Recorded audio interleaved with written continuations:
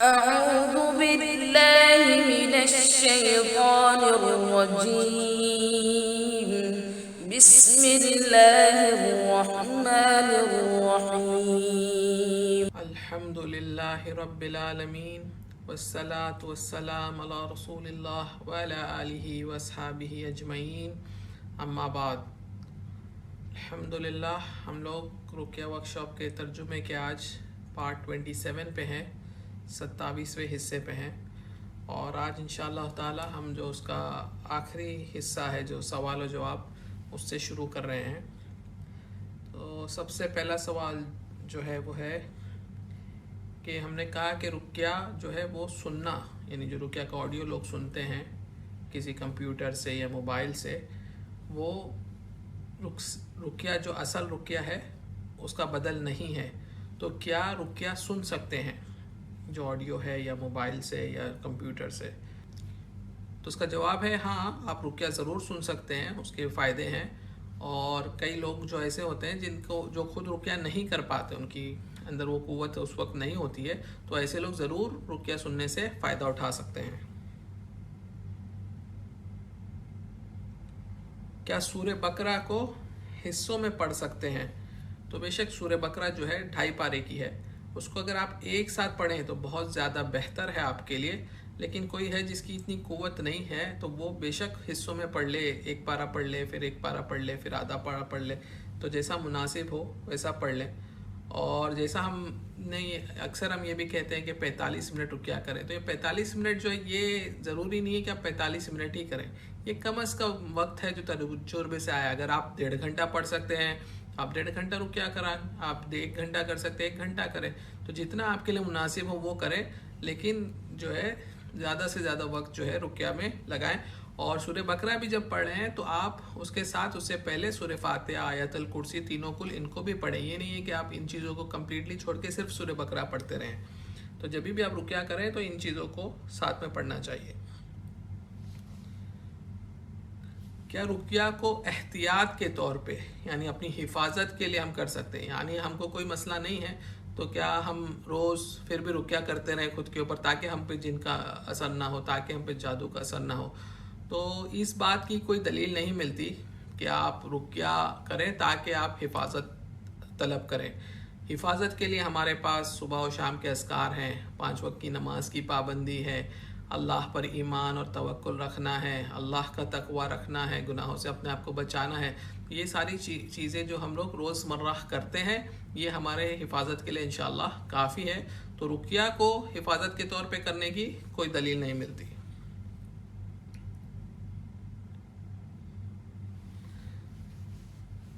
کبھی کبھی کچھ بچے ہوتے ہیں جن کو کوئی چیزیں، جنات یا اس طرح کی چیزیں جو ہیں نظر آتی نہیں ہیں. وہ کہتے ہیں وہ بڈھی عورت گھر میں بیٹھی ہوئی ہے، وہ دیکھو وہاں بیٹھی ہے، وہ مجھے دیکھ رہی ہے، وہ ایسا کر رہی ہے، مجھے ڈرا رہی ہے. تو اس معاملے کو کیسے سمجھیں اور کیسے اس سے ڈیل کریں؟ تو اس کے تعلق سے ہم اصل وجہ تو نہیں جانتے کہ کیوں ایسا ہوتا ہے کچھ بچوں کے ساتھ. ممکن ہے یہ ہو سکتا ہے کہ وہ بہت چھوٹے رہے ہوں تب ان پر کوئی اثر ہو گیا ہو جس کا ان کے اوپر ذہن پہ اثر ہے اور ان کو چیزیں نظر آتی ہیں. یا ممکن ہے کہ ان کے والدین پہ کوئی جن یا جادو کا مسئلہ ہو جو والدین سے شاید ان میں ٹرانسفر ہو گیا ہو، یا اس کے اثرات کچھ بچے کے ذہن پر کر رہے ہوں، اور اس طرح سے یہ مناسب ہو سکتا ہے. یا کیا وجہ ہو سکتی ہے اللہ بہتر جانتا ہے، ہم نہیں جانتے. تو اس کی جو بھی وجہ ہے تو بچوں پر رقیہ آپ کو کرنا چاہیے. جب بچے کے ساتھ ایسا معاملہ ہو رہا ہے تو آپ جب بچے پہ رقیہ کریں، آپ اس پہ قرآن پڑھیں، تو کچھ چیزوں کا احتیاط کرنا بہت ضروری ہے. آپ بچے کو ڈرانا نہیں ہے، آپ اس کو پیار سے لے کے بیٹھیں، اس کے اوپر قرآن کی آیتیں پڑھ کے دم کریں. اگر وہ بے چینی فیل کر رہا ہے تو اس پہ سکینت کی آیتیں پڑھیں. اگر وہ جو ہے وہ اٹھنا چاہ رہا ہے، ہلنا چاہ رہا ہے تو اس کو موقع دیں. یہ نہیں ہے کہ آپ اس کو بالکل جکڑ کے بیٹھے ہیں، سنو قرآن، ہم رقیہ کر رہے ہیں، ہلنا نہیں یہاں سے. اس طرح سختی کرنا بچوں کے ساتھ یہ نہیں ہے. رقیہ جب بچوں پہ کرے جائیں تو بہت نرمی کے ساتھ آپ کو کرنا ہے. اس کے ساتھ سختی کرنا یا اس کو چلانا، اس کو ڈانٹنا، عدو اللہ اخرج، عدو اللہ، اللہ کے دشمن نکل جا، اللہ کے دشمن نکل جا، اس طرح سے بچے کو نہیں ڈرانا ہے. تو آپ بس پیار سے، محبت سے، شفقت سے اپنے بچے کو اپنے گود میں لیں، اس کو سکون عطا کریں، اس کو پڑھائیں اور اس کے اوپر پڑھ کے رقیہ دم کریں انشاءاللہ، آیاتیں پڑھ کے دم کریں، لیکن چلانا، مارنا، پیٹنا اور اس کے ساتھ سختی کرنا جیسے کہ آپ کسی جن سے بات کر رہے ہیں اور یہ کر رہے ہیں، یہ بچوں کے معاملے میں جب بچوں پہ رقیہ کر رہے ہیں تو یہ سب نہیں کرنا، اس کو دھکا دینا، اس کو پکڑ کے رکھنا، تو یہ ساری چیزوں سے آپ کو بچنا ہے۔ تو اللہ ہی بہتر جانتا ہے اس کی وجوہات کیا ہے، کیوں کچھ بچے جو ہوتے ہیں وہ زیادہ حساس ہوتے ہیں، ان کو زیادہ چیزیں نظر آتی ہیں، اس طرح کا کچھ ہوتا ہے، اللہ بہتر جانتا ہے۔ اور کچھ بچے جو ہوتے ہیں جن کو ADHD کا پرابلم ہوتا ہے، تو سوال یہ ہے کہ اگر ان کو ADHD کا پرابلم ہے، جو attention deficit hyper activity syndrome بولتے ہیں، کہ وہ بہت زیادہ ایکٹیو ہوتے ہیں اور وہ کسی ایک چیز پہ بہت زیادہ دیر تک اپنا ذہن نہیں رکھ سکتے، وہ بالکل ڈائیورٹ ہوتے رہتے ہیں۔ تو یہ مسئلہ جو ہے یہ کیا جن کی وجہ سے، یہ سوال ہے، تو یہ مسئلہ جن کی وجہ سے بھی ہو سکتا ہے، لیکن یہ مسئلہ میڈیکل بھی ہو سکتا ہے۔ تو اس کے لیے آپ کو اگر رقیہ کر رہے ہیں، اس سے آپ کو فائدہ لگ رہا ہے، آپ رقیہ بھی کر سکتے ہیں، لیکن ساتھ ہی ساتھ آپ کو کسی اچھے سائیکیٹرسٹ کو بھی دکھانا چاہیے، وہ لوگ ان چیزوں کو حل بھی کرتے ہیں۔ تو آپ کو دونوں راستے، کوئی بھی جیسے بیماری کا بھی کوئی مسئلہ ہے تو آپ کو ڈاکٹر کو بھی دکھانا چاہیے، ساتھ میں آپ کو رقیہ سے ہی مدد لینا چاہیے۔ تو ہم کو دونوں چیز کو اختیار کرنا ہے بچوں کے تعلق سے، جو بچے اس طرح کا بیہیویئر دکھا رہے ہیں کہ بہت زیادہ چڑ جاتے ہیں، وہ ذرا سا ان کو اگر آپ متوجہ ان کی طرف نہیں ہو تو وہ بہت غصہ ہو جاتے ہیں۔ تو اس طرح کے بچوں کو جو ہے پیار سے آپ کو ڈیل کرنا ہے اور ان کو دونوں طریقوں سے کوشش کرنا ہے ان کے مسئلے کو حل کرنے کی۔ تو ایک متوازن نظریہ آپ کو رکھنا ہے، یہ نہیں کہ آپ سمجھ لیں ہاں بس یہ بالکل جن کا ہی پرابلم ہے، ایسا نہیں ہوتا ہے۔ کئی بار جو ہے یہ مسئلہ بیماری ہوتی ہے، جو کسی وجوہات سے بچے کے ذہن پہ کوئی بات ہے جس کی وجہ سے وہ اس طرح کا بیہیویئر کرتا ہے، تو اس کو اس طرح سے صحیح سے ڈیل کریں۔ اور اگر کوئی بچہ اگر رقیہ کے دوران غصہ ہو جاتا ہے، چڑ جاتا ہے، تو آپ اس کو کمفرٹ کریں، آپ اس کو سمجھائیں، پیار سے لے کے بیٹھیں۔ اور یہ نہیں ہے کہ کوئی بچہ غصہ ہو جاتا ہے وہ آپ کو مارے گا، زیادہ سے زیادہ جو ہے وہ آپ کا نقصان کر ہی نہیں پائے گا، کیونکہ چھوٹا سا بچہ ہے۔ تو آپ کو یہ کوشش کرنا ہے کہ وہ خود کا نقصان نہ کر لیں، اس کی حفاظت جو ہے وہ زیادہ امپورٹنٹ ہے۔ تو اس کو صحیح سے لے کے پھر لگے تو سکون کی آیتیں پڑھیں، اس پہ لگے تو کچھ تھوڑا وقت اس کو بریک دے دیں، 1-2 منٹ رک جائیں، اس کے بعد پڑھیں۔ تو اس طرح سے پیار سے اور اچھے سے بچوں پہ رقیہ کرنا چاہیے۔ کیا غیر مسلمانوں پر رقیہ کر سکتے ہیں؟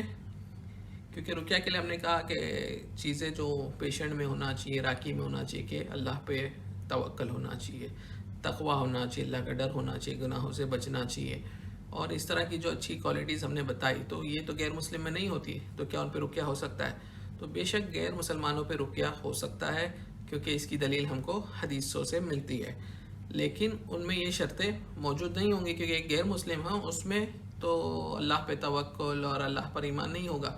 لیکن ہم رقیہ آپ کو کسی پہ کرنے کے لیے شروط نہیں ہے، یعنی اگر آپ کسی پہ پڑھنا چاہ رہے ہیں اور اس کا اللہ پہ بھی توکل نہیں ہے تو اس کا مطلب یہ نہیں ہے کہ آپ اس پہ نہیں پڑھ سکتے، آپ اس پہ بھی پڑھ سکتے ہیں۔ تو اسی طرح سے آپ کسی کافر پہ بھی پڑھ سکتے ہیں، لیکن جب ایک مسلمان ہے، جب وہ آپ کے پاس آ رہا ہے اور آپ اس پہ پڑھ رہے ہیں اور آپ کو اس کے اندر یہ کمزوریاں نظر آ رہی ہیں کہ وہ نمازوں کا پابند نہیں ہے، وہ اذکار کا پابند نہیں ہے، وہ اللہ پر ایمان اور توکل اس کا صحیح نہیں ہے، تو آپ کا فرض بنتا ہے کہ آپ اس پہ رقیہ کرنے کے ساتھ ساتھ اس کو ان چیزوں کی بھی تعلیم دیں۔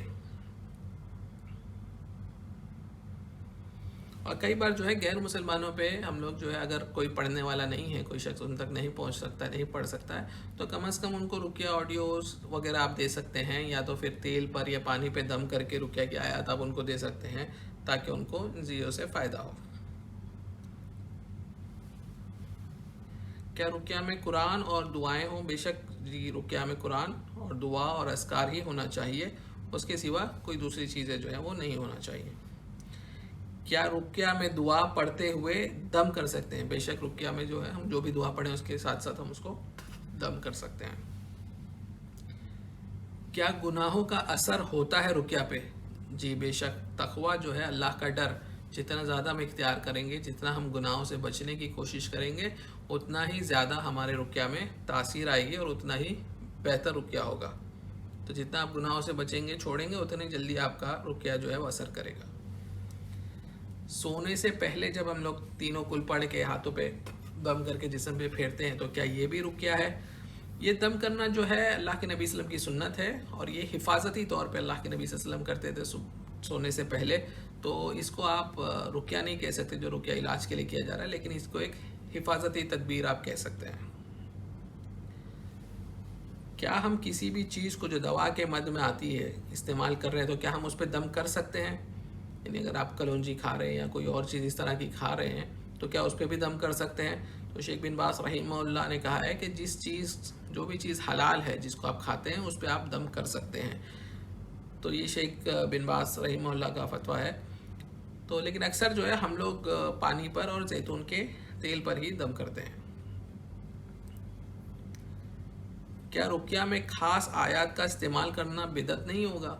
यानी कई लोग जो है जो सिहर की आयत पढ़ते हैं या नज़र की आयत पढ़ते हैं, तो जिसका कुरान और जिसका हदीस से जिक्र नहीं मिल रहा है कि ये आयत स्पेसिफिक पढ़ी जाए, तो क्या ये बिदअत नहीं है? तो ये बिदअत नहीं होगा, क्योंकि अल्लाह के नबी सल्लम से जो जनरल हुक्म हमको मिला है, जो जनरल इजाज़त मिली है कि रुकिया में आप वो चीज़ें पढ़ सकते हैं जिसमें शिरक नहीं है। दूसरा, जहाँ अल्लाह के नबी सल्लल्लाहु अलैहि वसल्लम ने माँ आयशा रज़ियल्लाहु तआला अन्हा को हुक्म दिया कि तुम इस पर रुकिया करो अल्लाह की किताब से, कुरान से, तो इन चीज़ों से जनरल हुक्म मिल गया कि कुरान में से आप कहीं से भी पढ़ सकते हैं, और जो इस चीज़ में शिरक नहीं है उसको आप पढ़ सकते हैं। तो आप कुरान की किसी भी आयत को अगर पढ़ना चाहे रुकिया में, तो ये बिदअत नहीं होगा इन अहादीस की बिना पर। अगर कोई रिश्तेदार आपसे हसद करता है और नज़र लगती है या आपको यकीन है, क्या आप उनसे कतह ताल्लुक़ कर सकते हैं?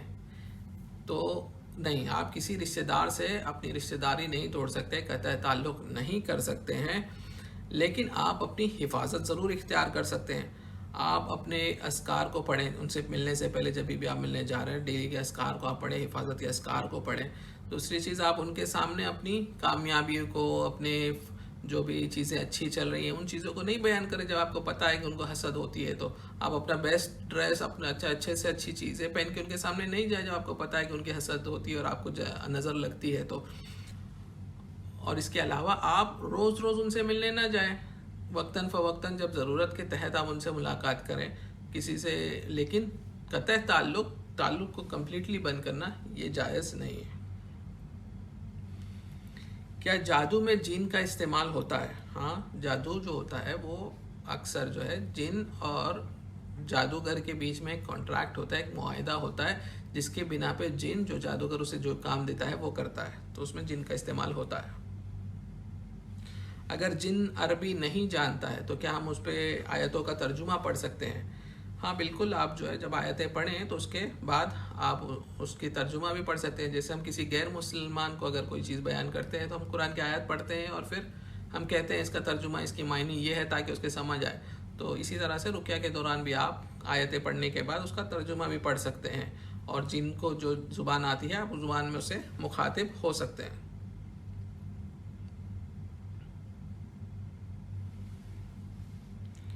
क्या रुकिया के असर में फ़र्क आएगा अगर राकी को आयतों की मायने नहीं मालूम है?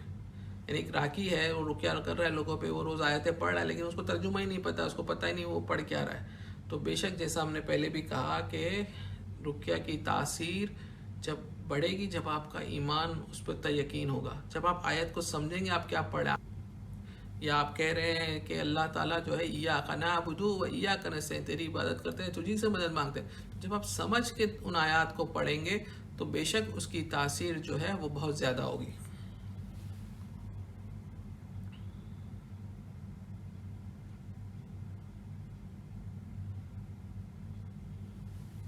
तो एक अच्छे राकी और एक अच्छे पेशेंट की जो है निशानी यही है कि वो जो है इस इल्म को सीखते हैं और इन आयात के तर्जुमों को समझते हैं, और रुकिया के साथ साथ, यानी ताकि उनका रुकिया जो है बाअसर हो।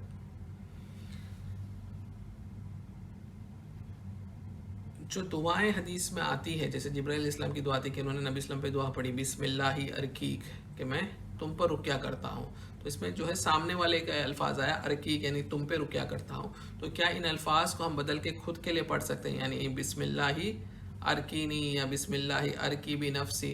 तो क्या इस तरह उन दुआई के अल्फाज को बदल सकते हैं? तो जी हाँ, बेशक आप जब खुद के लिए दुआ पढ़ रहे हैं, जब इन सामने वाले के पढ़ने की बजाय, तो आप इस तरह से दूसरे अल्फाज का इस्तेमाल कर सकते हैं। کیا اگر ہم کو کوئی مسئلہ نہیں ہے جن جادو نظر پھر بھی ہم روز رقیہ کر سکتے ہیں؟ تو جیسا ہم نے پہلے بھی کہا کہ رقیہ جو ہے مرض کے علاج کے لیے کرنا ہے، روز کی حفاظت کے لیے جو دوسری چیزیں ہم لوگ کر رہے ہیں وہ کافی ہیں. تو روز آپ کو رقیہ نہیں کرنا چاہیے اگر آپ کے ساتھ کوئی مسئلہ نہیں ہے تو حفاظت کے طور پہ.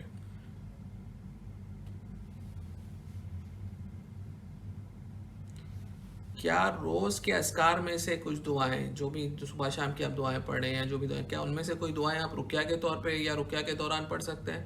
تو بے شک جو کئی دعائیں ہیں جو صبح شام کی دعاؤں میں آتی ہے، جو ہم لوگ اکثر حفاظتی دعائیں ہوتی ہیں تو ان کو رقیہ میں بھی پڑھتے ہیں. جیسے بہت اچھا اگزامپل اس کا ہے کہ بسم اللہ الذی لا یضر مع اسمہ شیء فی الارض ولا فی السماء وهو السمیع العلیم، یا اعوذ بکلمات اللہ التامات من شر ما خلق. تو اس طرح کی چیزیں جو حفاظتی ٹائپ کی معنی والی دعائیں ہیں، اکثر ان دعاؤں کو رقیہ کے دوران بھی پڑھا جاتا ہے. کیا نظر جس چیز پہ لگی، آپ کی کسی چیز پہ نظر لگی، وہ چیز کے اوپر کوئی ضرر آ گیا تو کیا آپ اس پر رقیہ کر سکتے ہیں؟ تو جیسا شیخ عادل سے پوچھا گیا تو انہوں نے کہا کہ رقیہ جو ہے جو چیز کا مالک ہے اس پہ کیا جائے گا، چیز پہ رقیہ نہیں کیا جائے گا. کیا کسی مسافر جو سفر میں جا رہا ہے، سفر میں دعائیں قبول ہوتی ہیں، ہم اس سے کہیں کہ میرے لیے سفر میں دعا کرنا، کیا اس کی وجہ سے ہم وہ 70,000 لوگ جو بغیر حساب و کتاب کے جنت میں جائیں گے اس میں سے نکل جائیں گے کیونکہ ہم نے کسی سے کوئی چیز مانگی؟ تو ایسا نہیں ہے کہ آپ اس طرح کی ہر چھوٹی بڑی چیز سے آپ 70,000 سے باہر نکل جائیں. کئی بار صحابہ نے دوسروں سے دعاؤں کی تلقین کی ہے، تو آپ اگر سمجھتے ہیں کوئی اچھا دعائیں مانگی ہیں دوسروں سے کہ میرے لیے دعا کیجیے، تو کئی بار جو ہے آپ کسی سے اس طرح کی وہ ہو کہ آپ کو لگے کہ وہ اس کی دعائیں قبول ہوتی ہیں تو آپ ان سے دعا طلب کر سکتے ہیں، جنرل دعائیں طلب کر سکتے ہیں خیر کی، اس کی، مگر آپ اس کو عادت نہ بنا لیں. یعنی آپ کا جو بھی مسئلہ ہوتا ہے آپ اللہ کے سامنے کبھی مانگتے ہی نہیں. آپ لوگوں کے ارے یار میرا یہ چل رہا ہے، میرا دھندا نہیں چل رہا ہے، میرا بزنس نہیں چل رہا ہے، آپ میرے لیے دعا کیجیے، میرے گھر میں مسئلے ہیں آپ میرے لیے دعا کیجیے. یہ عادت نہیں بنانا ہے. بزنس یا کام کے مسئلوں کے لیے رقیہ کیسے کریں؟ یعنی ہمارا بزنس، دکانداری اچھی چلتی تھی، اب دکانداری نہیں چل رہی ہے، بالکل معاملہ ٹھپ بیٹھا ہوا ہے، یا کسی اور کوئی اور مسئلہ کام کے جگہ پہ ہوتا ہے، تو ایسے صورتوں میں کیا کریں؟ تو اس میں مختصراً یہ کہیں گے کہ سب سے پہلے تو آپ کو اپنے اوپر روز رقیہ کرنا چاہیے. آپ کو اگر لگ رہا ہے کہ اچانک کوئی چیز ہوئی ہے تو نظر کا معاملہ ہو سکتا ہے، کوئی اور معاملہ ہو سکتا ہے، تو آپ روز اپنے اوپر رقیہ کریں. لیکن رقیہ کے ساتھ ساتھ آپ جو ہے سنت میں رزق بڑھنے کی جو ہم کو چیزیں تعلیمات دی گئی ہیں ان کا بھی استعمال کریں.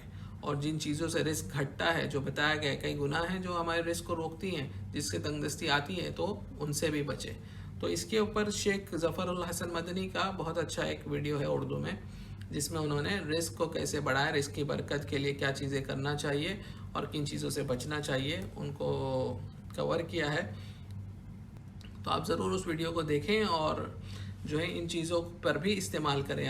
رقیہ کے ساتھ ساتھ گھر میں جو بزنس ہے یا کام کی جگہ ہے یا جو چیزیں ہیں اس میں جو چیزیں جو سنت میں آتی ہے، جیسے کہ آپ کو دھوکہ نہیں دینا ہے، آپ کو کسی چیز میں عیب ہے تو عیب بتا کے بیچنا ہے، تو ان عادتوں کو، ان سنت طریقوں کو سیکھنے کی کوشش کریں تاکہ آپ کے کام میں برکت آئے. اسی طرح سے جیسا شادی کا مسئلہ ہوتا ہے، ہسبینڈ اور وائف کے بیچ میں مسئلے ہیں، تو آپ رقیہ بھی کریں، لیکن ساتھ میں گھر میں برکت آنے کے لیے کیا ہونا چاہیے، گھر میں جو حرام کام ہو رہے ہیں، حرام چیزیں ہو رہی ہیں، ان چیزوں کو، گناہوں کو بند کریں. تو کئی چیزیں اس طرح سے دونوں چیزوں کا استعمال کرنا ہوتا ہے. کیا کسی راکی کو یقینی طور پہ یہ پتہ چل سکتا ہے کہ پیشنٹ کے جسم میں کتنے جن ہیں، یا اس پہ جادو کا اثر ہے یا نہیں ہے؟ پہلا سوال جو ہے کہ پیشنٹ کے جسم میں کتنے جن ہیں. ہم کوئی ایسا طریقہ نہیں جانتے جس سے کسی راکی کو یقینی طور پہ پتہ ہو یہ بات کہ پیشنٹ کے اندر کتنے جن ہیں. یہ ممکن نہیں ہے، حتیٰ کہ یہ کہ وہ راکی کسی جن کے ساتھ کام کر رہا ہے، کہ کوئی جن ہے جو اس کے جسم میں دیکھ کر اس کو بتاتا ہے، اطلاع کرتا ہے کہ اس کے جسم میں اتنے جن ہیں. اس کے علاوہ سنت طریقے سے کوئی طریقہ موجود نہیں ہے جس سے آپ کو پتہ چلے کتنے جن ہیں. دوسرا سوال جو ہے کہ کیا کسی پہ جادو ہے، یہ یقینی معلوم ہو سکتا ہے؟ تو اس کو ایسے سمجھیں گے کہ اگر کہیں کوئی حادثہ ہو گیا، کسی کے گھر میں چوری ہو گئی، تو آپ کو کیسا پتہ چلے گا چوری کیسے ہوگی؟ آپ اس کی तफ्तीश करेंगे। आप पूछेंगे कि भाई घर में कौन आया था, कौन गया था, कि भाई कोई काम वाली आई थी, नहीं आई थी, या सिर्फ घर के लोग थे, कितने बजे चोरी हुई, क्या हुआ, कहीं कुछ किसी के आने जाने के इम्कान थे। तो आप पूरा केस बनाते तो पता चलता है कि घर में सिर्फ चोरी हुई है या कोई और गलत चीज़ भी है, किसी ने किसी को मारा भी है, तो केस पूरा जो है बनता है। इसी तरह से कोई अगर आपके पास आए कि भाई हम हस्बैंड और वाइफ के बीच में नहीं बन रही, अचानक हमारे बीच में मसले हो गए, तो इसकी कई वजूहात हो सकती हैं। नज़र भी हो सकती है, जादू भी हो सकता है, मेडिकल मसला भी हो सकता है। तो आप इसकी तफ्तीश आपको आहिस्ता आहिस्ता करना पड़ेगा। आप उन पर रुकिया करना शुरू करेंगे तो जैसे जैसे रुकिया आप कर रहे हैं, आपके आहिस्ता आहिस्ता समझ आएगी कि भाई जब से रुकिया शुरू हुआ है, इनको जो असरात नज़र आ रहे हैं कि भाई इन पे जिन का मसला नज़र आ रहा है, इनको सांप नज़र आ रहे हैं, इस तरह चीज़ें नज़र आ रही हैं, तो फिर आहिस्ता आहिस्ता जाके आपको एक यकीन हो जाता है कि हाँ बेशक इन पे जो है वो जादू हुआ है, ये नज़र का मसला सिर्फ नहीं है या सिर्फ मेडिकल मसला नहीं है, ये जादू का मसला है। तो कई बार जब पूरा इस तरह का आप केस बनाएंगे, मामला बनाएंगे, तब जाके आप यकीनन तौर पे कह सकते हैं। लेकिन कई बार जो है केस बनाने की कोशिश करने के बाद भी आपको कभी यकीन नहीं हो सकता। आप सिर्फ कह सकते हैं कि मेरे ज़न में मुझे ऐसा लगता है कि गालिबन तुम पे जादू है, लेकिन मैं यकीनी तौर पे नहीं कह सकता हूँ। तो जादू के ताल्लुक से ये आता है कि केस की बेसिस पे या आपको यकीन हो सकता है या यकीन नहीं भी हो सकता। क्या माइक्रोफोन या स्पीकर का इस्तेमाल करना रुकिया में नाजायज़ है? तो जैसा लजना दायमा का फतवा था, लेकिन उसके मायने ये नहीं है कि वो बिल्कुल नाजायज़ है। वो ये कह रहे हैं कि रुकिया जो है वो है पढ़ना और दम करना, बिस्मिल्लाह। तो जब आप सिर्फ माइक्रोफोन यूज़ करके इतने बड़े ग्रुप पे आप पढ़ रहे हैं तो फिर उसमें दम बिल्कुल चला जा रहा है, तो इस वजह से उन्होंने इस तरह का फतवा दिया है। तो लेकिन अगर कहीं ज़रूरत हो तो हम इसको बिल्कुल नाजायज़ नहीं कह सकते। अगर पेशेंट रुकिया के दौरान सो जाए तो क्या करें? कोई पेशेंट है, आप उस पर दम कर रहे हैं, रुकिया कर रहे हैं और वो सो जाए, यानी जिन जो है वो गलबा करके उसको सुला दे ताकि वो आपका रुकिया ना सुने, तो ऐसे वक्त में बेहतर होता है कि उसकी नाक के नीचे नोज़ के पास कोई खुशबूदार मिस्क वाली चीज़ या कोई इत्र वगैरह आप अगर करीब ले जाएं तो उसकी जब खुशबू जाती है तो शयातीन को खुशबू से तकलीफ़ होती है, तो जिन जो है वो फ़ौरन जो है वो उठ जाता है, तो पेशेंट जो है वो उठ जाता है। तो इस तरह का आप इस्तेमाल कर सकते हैं, या हल्के हाथों से आप उसको टैप करें या इस तरह से कुछ, ताकि वो उठ जाए। क्या मैंने अगर किसी से रुकिया तलब किया था, मैंने किसी से कहा था कि मुझ पे आके रुकिया करें, तो मैं 70,000 में से खारिज हो गया, हालांकि वो बंदा आया भी नहीं है, नहीं मुझे वो मदद तलब भी नहीं हुई, तो ऐसा नहीं है कि आप बिल्कुल इसको, कई लोग इस मसले में फंसे होते हैं कि हमको 70,000 में होना है जो बगैर हिसाब और किताब के जन्नत में जाएंगे, और उसके लिए जो हदीस में अल्फाज आए हैं कि जो रुकिया किसी से नहीं मांगते। तो लेकिन कई बार ऐसा भी होता है कि एक फ़र्द के लिए रुकिया तलब करना वाजिब हो जाता है, तो फिर अगर वो इस हदीस को लेके वो अपने फ़राइज़ से ही दूर हो जाएगा तो ये दुरुस्त नहीं है। तो इसलिए इसको, उसका जो कॉन्टेक्स्ट है उसमें सही तरीके से उस हदीस को समझना है कि कई बार अगर आपके मसले इतने बड़े हैं कि आपकी रोज़मर्रा की ज़िंदगी आपके लिए मुश्किल हो गई है, तो आप ज़रूर किसी से मदद लेके रुकिया करवाएं।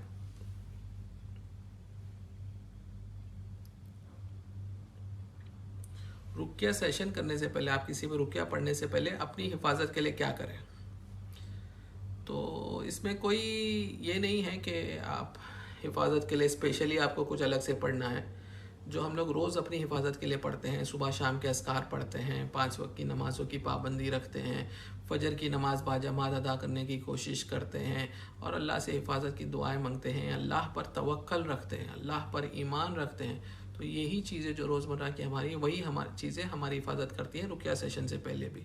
तो कोई उसके लिए खुसूसी चीज़ या खुसूसी अस्कार आपको नहीं पढ़ना है, लेकिन ये चीज़ें कि हम सब कासिर हैं, हम सब यानी कमज़ोर हैं, हम उतना एहतियात और उतनी चीज़ें नहीं पढ़ते जितनी पढ़ना चाहिए, लेकिन अल्लाह से उम्मीद है, अल्लाह ताला जब्बार है कि वो अपने ख़ास करम से हमारी इन कमियों को दरगुजर करे और वो रब्बुल आलमीन ही हमारी हिफाजत करता है। आपको कैसा पता चलेगा आप किसी पे रुकिया कर रहे हैं पेशेंट से, और कैसा पता चलेगा कि अब पेशेंट बात कर रहा है या जिन बात कर रहा है? तो ये अब जब आप रुकिया करने लगते हैं तो अक्सर जो है काफ़ी वाज़ेह हो जाता है कि अब जो बोल रहा है वो जिन बोल रहा है, اس کی کئی شکلیں ہوتی ہیں. کئی بار جو ہوتا ہے جو پیشنٹ کا چہرہ بدل جاتا ہے. کئی بار جو ہوتا ہے وہ اس کی جو الفاظ ہوتے ہیں وہ پیشنٹ کے الفاظ ہیں. یعنی ایک آدمی جس نے کبھی زندگی میں گالی نہیں دی, اگر وہ گالیاں بکنے لگ رہا ہے تو پھر آپ کو پتہ چل جاتا ہے کہ بھائی یہ پیشنٹ نہیں بول رہا ہے, اب جن بول رہا ہے. ایک آدمی جو آپ سے آدھا گھنٹہ پہلے آ کے التجا کر رہا تھا کہ آپ پلیز مجھے ہیلپ کریں, میرے اوپر رقیہ کریں, اگر وہ شخص رقیہ کے دوران کہنے لگے میں تیرا قتل کر دوں گا, تو پھر یہ اب شخص نہیں بول رہا ہے, جن بول رہا ہے. تو اس طرح کی چیزیں جو ہوتی ہیں اس سے ظاہر ہو جاتا ہے کہ پیشنٹ نہیں ہے, جن ہے. کبھی کبھی آواز بدل کے آنے لگتی ہے تو پتہ چل جاتا ہے کہ جن بات کر رہا ہے. تو اس طرح کی کئی چیزیں ہوتی ہیں. یعنی مزاج جو ہے, جو پیشنٹ کی صفات نہیں ہے وہ بالکل بدل جاتی ہیں, تو پیشنٹ کی شخصیت نہیں رہ جاتی, تو سمجھ آ جاتا ہے کہ اب جو ہے جن بات کر رہا ہے.